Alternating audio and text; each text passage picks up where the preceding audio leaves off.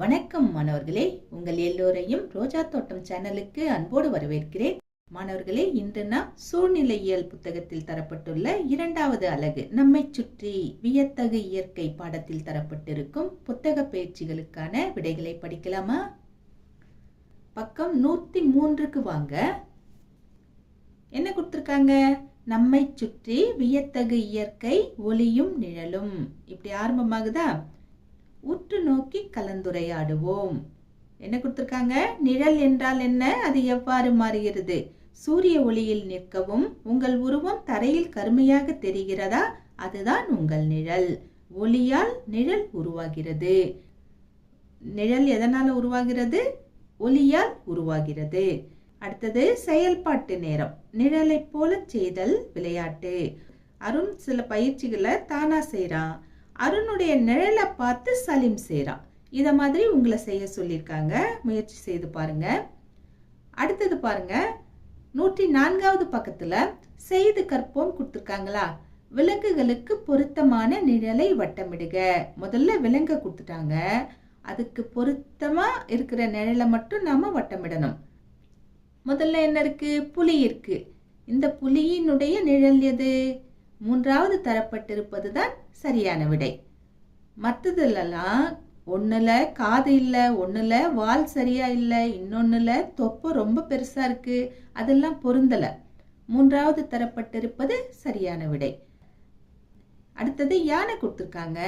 இந்த யானைக்கு எந்த நிழல் பொருந்தும்? 2வது தரப்பட்டிருக்கும் யானையின் நிழல் பொருத்தமானது. கடைசியா ஒட்டகம் கொடுத்திருக்காங்க. இந்த ஒட்டகத்தின் நிழல் எது? 1வது தரப்பட்டிருக்கும் ஒட்டகம் சரியான நிழல். அடுத்தது உற்று நோக்கி வரைக. ஒரு கொடிக்கம்பம் கொடுத்திருக்காங்க. அந்த கொடிக்கம்பத்தினுடைய நிழல் காலை 10 மணிக்கு எப்படி இருக்கும், பிற்பகல் 1 மணிக்கு எப்படி இருக்கும், மாலை 3 மணிக்கு எப்படி இருக்குங்கிறத நாம வரைஞ்சி காட்டணும்.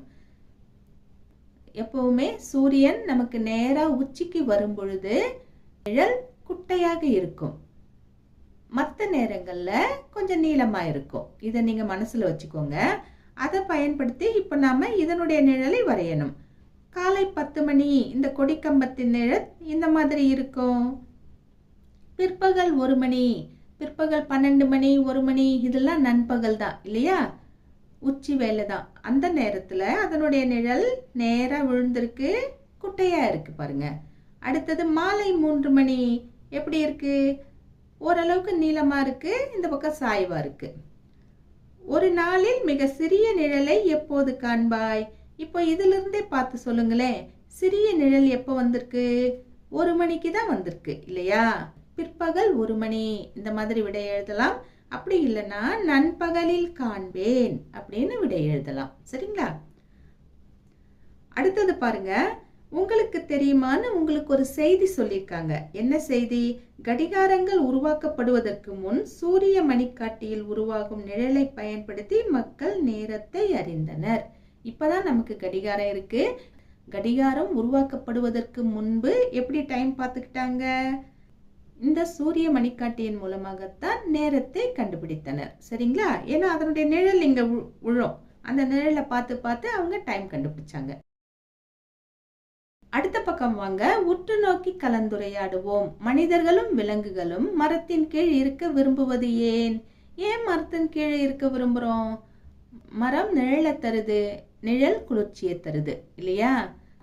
கீழே கொடுத்துருக்காங்க பாருங்க, மரம் நமக்கு நிழலை தருகிறது. அடுத்தது செய்து கற்போம். படத்தை பார்த்து செயலை எழுதுக.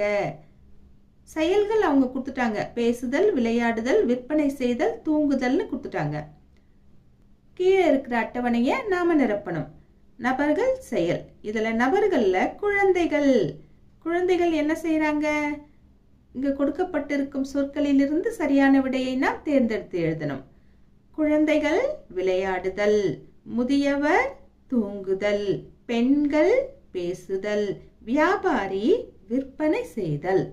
ஏன்னா இந்த வேலையை தான் இந்த மரத்தில் இருக்கிறவங்க செய்துட்டு இருக்காங்க. நீங்க ஒரு தடவை அந்த படம் முழுக்க பார்க்கணும், யார் யாரு என்ன பண்ணிட்டு இருக்காங்கன்னு. சரிங்களா? அடுத்தது 2வது என்ன கேட்டிருக்காங்க? படத்தில் உள்ள விலங்குகளின் பெயர்களை எழுதுக. ரொம்ப எளிது. இந்த படத்தை பாருங்க. இந்த படத்துல எந்தெந்த விலங்குகள் இருக்கோ அதனுடைய பெயரை நீங்க எடுத்து எழுதி வரிசைப்படுத்தலாம். எது இருக்கு? ஆடு, மாடு, புறா, நாய், எருமை, அணில், காகம் இதெல்லாம் இருக்கு. அடுத்து பாருங்க, ஒப்பிட்டு பகர்க.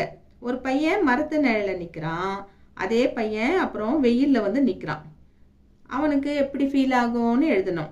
முதலில் சூரிய ஒளியிலும் பின்னர் மரத்தின் அடியிலும் நிற்கவும். எவ்வாறு உணர்கிறீர்கள்? எப்படி உணர்வோம்? சூரிய ஒளியில் நிற்கும் போது வெப்பமாக உணர்வேன், மரத்தின் அடியில் நிற்கும் போது குளிர்ச்சியாக உணர்வேன். அவ்வளவுதான். அடுத்து பாருங்க, அடுத்த பக்கம் வாங்க. காற்று. ஒளி எவ்வாறு உங்களை வந்தடைகிறது? ஒளினா இங்க சத்தம், சரிங்களா? இந்த ஒளிக்கு சத்தம்னு பேரு, இந்த ஒளிக்கு வெளிச்சம்னு பேரு. இப்போ இங்க கொடுக்கப்பட்டிருக்கிற ஒளி சத்தம். சத்தம் எவ்வாறு உங்களை வந்தடைகிறது? உங்கள் நண்பரை வகுப்பறையின் ஒரு மூலையில் நின்று கைகளை தட்ட சொல்லவும். உங்களால் அந்த ஒலியை கேட்க முடிகிறதா? கேட்க முடியும்.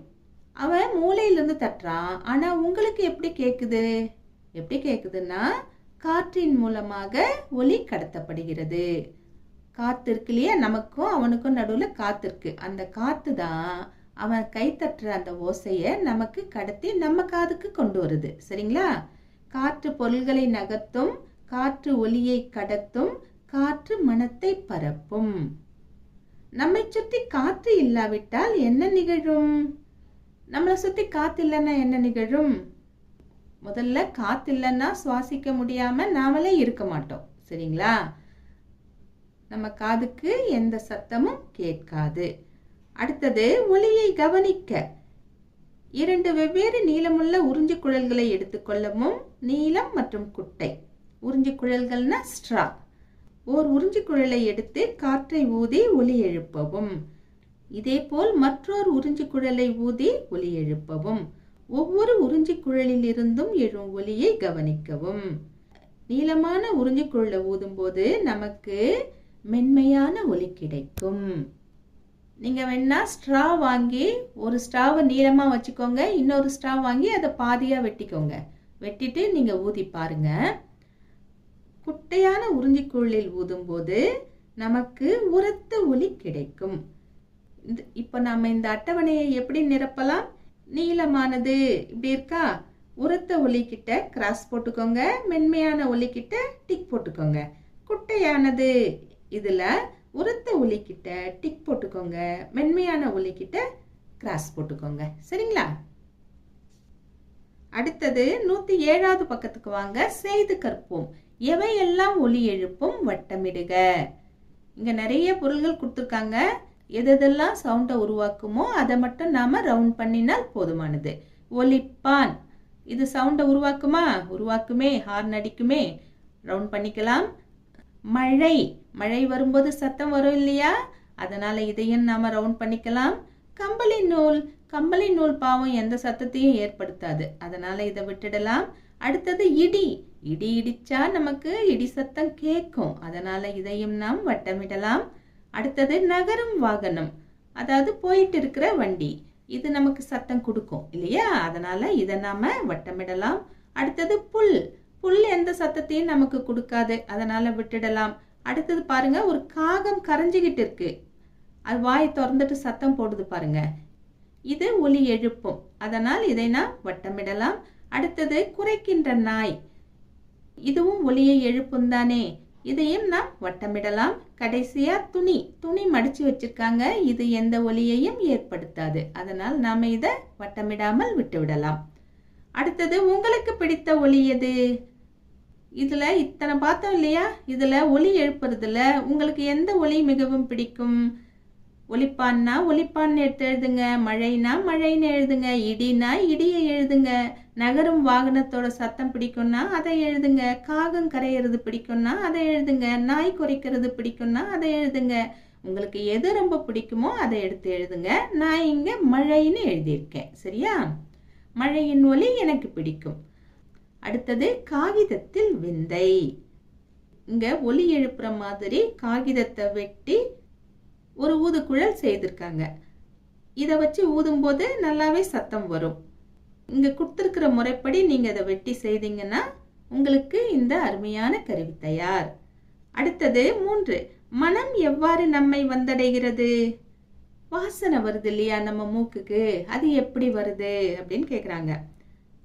மனம் எவ்வாறு நம்மை வந்தடைகிறதுன்னா காற்றின் மூலமாகத்தான் வந்தடைகிறது.